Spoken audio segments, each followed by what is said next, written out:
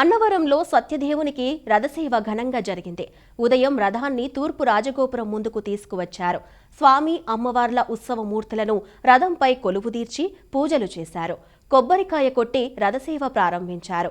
అనంతరం వేద పండితుల మంత్రోచ్చరణలో మంగళ వాయిద్యాల నడుమ ఆలయం చుట్టూ ముమ్మార్లు రథసేవ జరిగింది.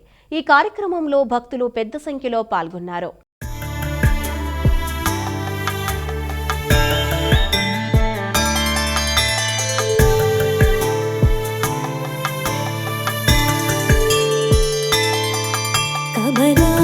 చూచుక కుంకుమతో నియతారుణిత తులైలతను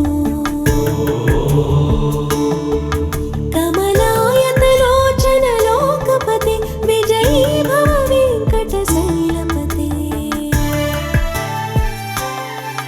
కమలాకుచ చూచుక కుంకుమతో నియతారుణిత తులైలతను